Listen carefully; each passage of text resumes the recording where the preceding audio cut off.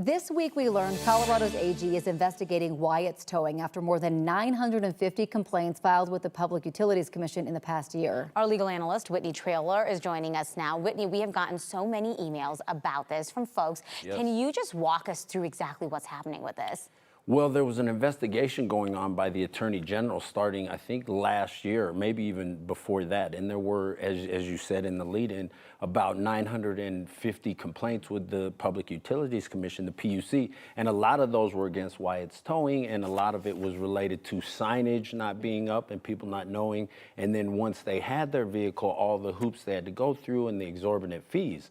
And so why this came to light, though, it was interesting because Senator Julie Gonzales, she had her car towed essentially improperly, and she followed through with it. They refunded her money, but then it became public. So the investigation that the AG was doing was private. Once the senator came out, then he said, well, now that it's out in the open, now we'll talk about it, and the investigation's been going on for like a year. I mean, they're looking into whether or not Wyatt's is towing, I guess, legally or not, but there is a law about predatory towing, Yes. and that's something they're going to be looking into for Wyatt's. Right, and so interesting, Senator Gonzales was one of the sponsors of this kind of Bill of Rights for parking. And so what it does is it focuses on non-consensual towing, and it says you have to have 24-hour notice before a non-consensual tow. The towing company must take pictures of the vehicle's condition and the reason for the tow, and then consumers are allowed to get their car back if they can pay 15% or $60, whichever's lower, and then they can be put on a payment plan. I can imagine that there's a lot of people wondering, hey, I had my car towed.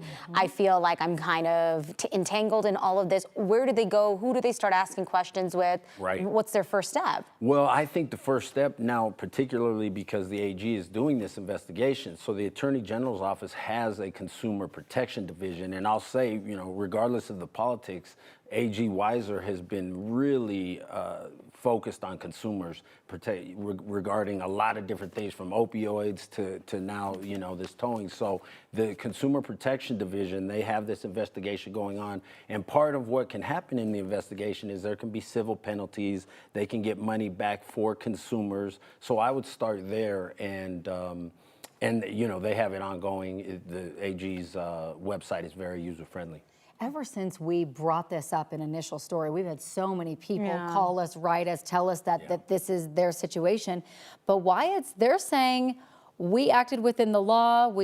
So they're kind of like saying hands off. Right, and their lawyer is Jason Dunn, a former U.S. attorney, our former U.S. Attorney General, and so he's an excellent attorney. And so I'm sure they'll put up a fight. He also said, and of course the investigation's just ongoing, so we don't know, there haven't been any actual charges, if you will.